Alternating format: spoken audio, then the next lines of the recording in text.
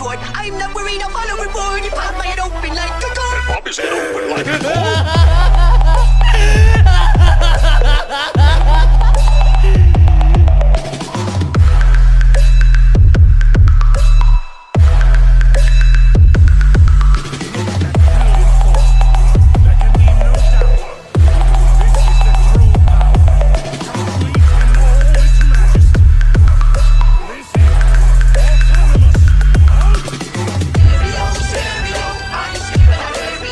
Story की starting में हम देखते हैं बारडॉग को। बारडॉग इस पॉइंट पे ऐसे लग रहा था जैसे कि वो किसी मिशन को कर कर वापस फ्लैट वेजिटा आ रहा हो।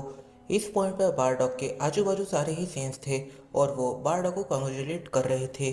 तभी बारडॉग के एलाइन सेंस वहाँ पर आते हैं और वो बारडॉग से यहाँ पर सवाल करते हैं कि आखिर ये थोड़ा सा जल्दी नहीं हो रहा है, क्योंकि बारडॉग ने काफ़ी पहले ये बताया था कि उसकी वाइफ प्रेग्नेंट है, पर वो इतना ज़्यादा टाइम भी नहीं था और अब वो बारडॉग के बेटे को जन्म देने वाली है। अभी सिर्फ 6 महीने ही हुए हैं। सैयन बेबी इतनी जल्दी इवॉल्व नहीं हो सकता।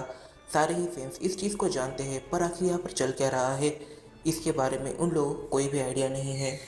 और फिर सीन शिफ्ट होता है और हम देखते हैं किंग वेजिटा को।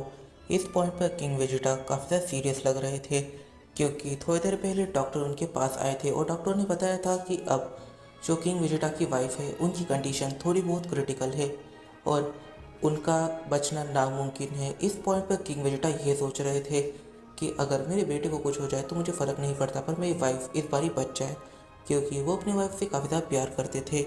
पर तभी दो डॉक्टर एकदम से किंग वेजिटा के पास आते हैं और वो किंग वेजिटा को रिपोर्ट करते हैं कि वो लोग क्वीन को बचा नहीं पाए, पर वो प्रिंस वेजिटा को बचा पाए। और इस चीज़ को सुनने के बाद किंग वेजिटा एकदम से कैप्सूल एरिया की तरफ जाने लग जाता है। फिर जब किंग वेजिटा फर्स्ट टाइम अपने बेटे से मिलता है तो वो काफ़ी ज़्यादा शॉक हो जाता है, क्योंकि वो देखता है अपने बेटे को पूरी तरीके से पर्पल बालों के साथ और किंग वेजिटा के बेटे यानी प्रिंस वेजिटा की आईब्रो पूरी तरीके से मिसिंग थी। पर हाँ, उस जगह पर एक काफ़ी डिफरेंट टाइप की मसल्स उभर कर आ रही थी। किंग वेजिटा इस चीज़ को देखकर काफ़ी ज़्यादा शॉक होता है। फिर किंग वेजिटा एक बार यहाँ पर वेजिटा के पास एक स्काउटर को लेकर जाते हैं उसका पावर लेवल मेजर करने के लिए, पर वो स्काउटर एकदम से फट पड़ता है।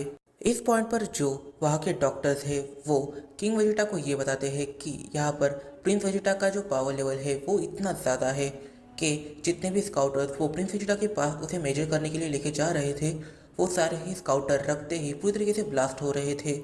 तभी दूसरा डॉक्टर एक ऐसी चीज़ कहता है जो पहले डॉक्टर ने और किंग वेजिटा ने एक्सपेक्ट नहीं करी थी। उसने कहा कि एक और ऐसा लड़का है, वैसे एक नहीं 2 ऐसे लड़के हैं जिनके बाल एकदम डिफरेंट है, एक के हरे हैं और एक के सिल्वर है।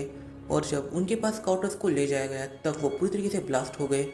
जो हरे बाल वाला है हमने उसे अपने पास ही रखा है, अगर आप चाहें तो उसे मिल सकते हैं। फिर जब किंग वेजिटा ब्रोली के कैप्सूल की तरफ जाते हैं और देखते हैं तब वो समझ जाते हैं कि इसका पावर लेवल छोटा तो बिल्कुल भी नहीं है। वो यहाँ पर सोचते हैं कि एक बार स्काउटर से मेजर ही किया जाए, पर जैसे ही स्काउटर को ऑन करके ब्रोली की तरफ रखा जाता है वो स्काउटर एकदम से खराब हो जाता है और काफ़ी ज़ोर से ब्लास्ट होता है। इस पॉइंट पर जो किंग वेजिटा है वो यहाँ पर सवाल करते हैं आखिर वो सिल्वर बाल वाला कौन है और जिसके बारे में तूने बात करी थी, और साथ ही में मुझे जानना है कि आखिर इनके पेरेंट्स कौन है। इस पॉइंट पर वहाँ पे जो किंग वेजिटा की सेक्रेटरी है वो यहाँ पर कहती है असल में मैं इनकी डिटेल्स निकालने की कोशिश कर रही थी, तब मुझे ये पता चला कि वो जो सिल्वर बाल वाला है आप उसके पिता को और इसके पिता को काफ़ी अच्छे से जानते हो, क्योंकि ये जो हरे बाल वाला है इसके फादर असल में पैरेगस है और वो जो सिल्वर बाल वाला है जिसके बारे में डॉक्टर ने बताया असल में वो बारडॉग का बेटा है। आप बारडॉग के साथ काफ़ी लंबे टाइम पहले एक मिशन पर गए थे और उस मिशन पे आपके साथ पैरेगस भी था।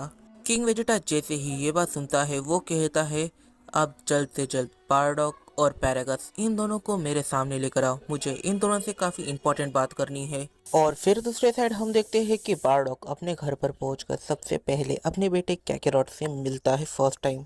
इस पॉइंट पर बारडॉग कोई भी एक्शन ले उससे पहले सैयन फोर्स के पावरफुल सोल्जर्स वहां पर आ जाते हैं और वो बारडॉग से कहते हैं कि आपको और आपके बेटे को लाने का आदेश हमें किंग वेजिटा ने दिया हुआ है। बारडॉग इस चीज़ को सुनकर काफ़ी ज़्यादा शॉक होता है और उसके दिमाग में यहाँ पर सवाल आता है कि आखिर यहाँ पर हो क्या रहा है। जब किंग वेजिटा की मुलाकात बारडॉग और पैरेगस से होती है तब वो उन्हें बता रहे थे कि आखिर कुछ ना कुछ तो डिफरेंट है, क्योंकि जो पैरागस का बेटा है उसके बाल बिल्कुल हरे कलर के हैं और जो गोकू वेजिटा है उनके बाल कुछ ज़्यादा ही डिफरेंट है, सिल्वर और पर्पल। ये आखिर कैसे पॉसिबल है? और इस पॉइंट पर गोकू वेजिटा ये दोनों काफ़ी ज़्यादा रेयर सेंस है। अब बारडॉग बोलना स्टार्ट करता है। बारडॉग कहता है अगर हम हमारे पुरानों की स्टोरीज में जाते हैं तो फिर हमें ये पता चलता है कि जो लेजेंडरी सुपर सैयन है उसके जो बाल है वो ट्रांसफॉर्म होने के बाद हरे हो जाते हैं। वैसे वो बाल इस पॉइंट पर ब्रोली के हैं यानी पैरागस के बेटे के हैं। तो फिर अगर देखा जाए तो फिर एक ही लेजेंडरी सैयन हो सकता है। और फिर जो बाकी दो सैयन्स है मतलब कि प्रिंस वेजिटा और कैकेरॉट, इन दोनों के जो हेयर कलर्स है वो आखिर डिफरेंट क्यों है, उनका पावर लेवल इतना ज़्यादा क्यों है? इस पॉइंट पर ये लोग सोच रहे थे। बारडॉग एकदम से एक थ्योरी निकालने लग जाता है। वो कहता है कहीं ऐसा ना हो कि हमारे बेटे फ्यूचर से आए हैं हमसे मिलने के लिए, इस वजह से उनका पावर लेवल इतना ज़्यादा है। पैरागस ये सोचता है कि अगर इन्हें हमसे बात करनी है तो ये फ्यूचर में भी हमसे बात कर ही रहे थे, तो फिर इन्हें पास्ट में आने की आखिर ज़रूरत क्या पड़ी? और वो इस चीज़ को बारडॉग और किंग वेजिटा के सामने रख देता है। किंग वेजिटा यहाँ पर थोड़ी सी कड़वी बात कहता है। वो कहता है मे बी हम लोग फ्यूचर में अलाइव ना हो, इस वजह से इन लोगों को फ्यूचर से यहाँ पर आना पड़ गया। इस पॉइंट पर जो गोकू है वो अपनी MUI में था और वेजिटा अपनी अल्ट्रा ईगो में था। जैसा कि हम सभी जानते हैं कि अल्ट्रा ईगो एक ऐसी ट्रांसफॉर्मेशन है जिस ट्रांसफॉर्मेशन की मदद से डैमेज लेना काफ़ी ज़्यादा आसान हो जाता है और ये काफ़ी हद तक डिफेंस की तरह काम करती है। और अल्ट्रा इंस्टिंक्ट ये एक अटैकिंग ट्रांसफॉर्मेशन होने जैसी है। और इस पॉइंट पर इन दोनों की ही जो प्रेजेंस है वो एक डिवाइन प्रेजेंस है इस एक रीज़न की वजह से। इन दोनों की एनर्जी की इतनी ज़्यादा थी कि वो लोग यहाँ पर उनकी एनर्जी की को सेंस ही नहीं कर पा रहे थे और इन दोनों की एनर्जी की मदद से एक अलग ही टाइप की चीज़ प्लैट वेजिटा के आसपास फॉर्म हो रही थी। और ये एक टाइप से प्लैट वेजिटा के लिए एक प्रोटेक्टिव शील्ड है। फिर सीन शिफ्ट होता है और हम देखते हैं फ्रीजा को। इस पॉइंट पर फ्रीजा प्लैट वेजिटा के आसपास ही है, हमें ये देखने को मिल रहा है। पर आखिर ये कैसी सिचुएशन है हम नहीं जानते। क्या फ्रीजा टाइम से पहले आ गया है?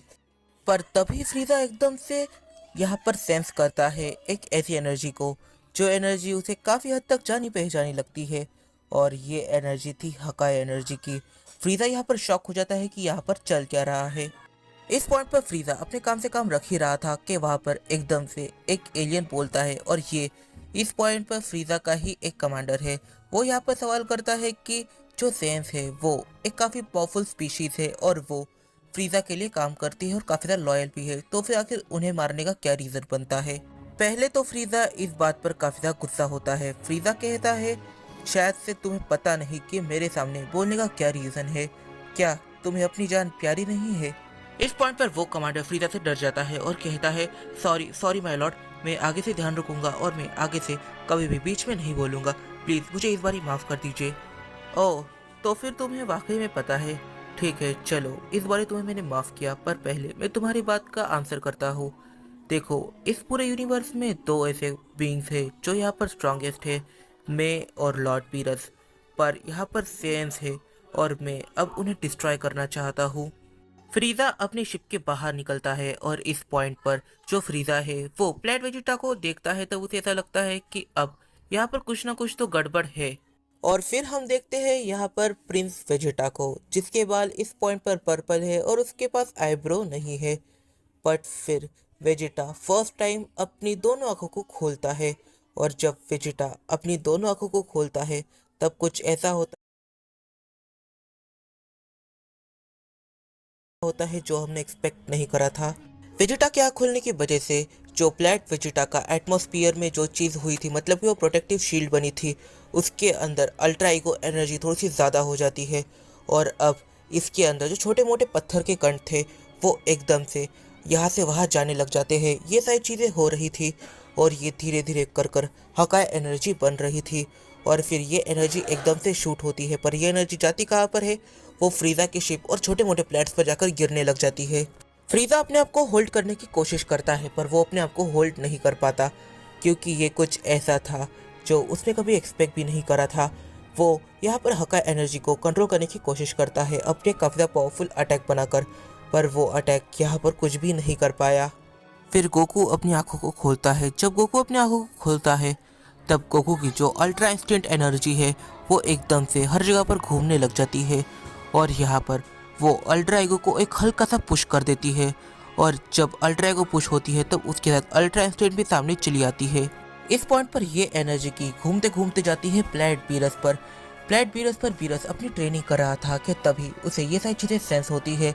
वो अल्ट्रा ईगो को सेंस कर कर थोड़ा बहुत शॉक तो होता ही है और साथ ही में वो इस सोच में पड़ जाता है कि आखिर ये सिग्नल आ कहाँ से रहे हैं। इस पॉइंट पर बीरस यहाँ पर अल्ट्रा ईगो को सेंस कर पाया, पर जो वीस है वो यहाँ पर अल्ट्रा ईगो, अल्ट्रा इंस्टिंक्ट इन दोनों को ही सेंस कर पाया। इस पॉइंट पर बीरस विस से कहता है तो जल्दी से अपने स्टाफ पर चेक करो कि आखिर ये सिग्नल कहाँ से आ रहे हैं। और जब वीस ये चेक करता है तब उसे पता चलता है कि ये सारे सिग्नल आ रहे हैं प्लैनेट वेजिटा से। और दूसरे साइड एकदम से जब ब्रोली अपनी आंखें खोलता है तब सिचुएशन कुछ ज़्यादा ही ट्रेजिक हो जाती है। इवन तो प्लेट वेजिटा पूरा का पूरा शेक करने लग जाता है। गोकू और वेजिटा ये लोग अपनी की को कंट्रोल कर पा रहे थे, पर ब्रोली अपनी की को कंट्रोल नहीं कर पा रहा। जब ब्रोली की आंखें खुलती है तब पूरा का पूरा यूनिवर्स 7 ही शेक करने लग जाता है। और यहाँ पर थोड़ी देर के लिए बीरस और विस ये दोनों भी शॉक हो जाते हैं। और इस पॉइंट पर वो लोग एक फैन की एनर्जी को इस हद तक सेंस कर रहे थे जितना किसी ने एक्सपेक्ट भी नहीं किया था।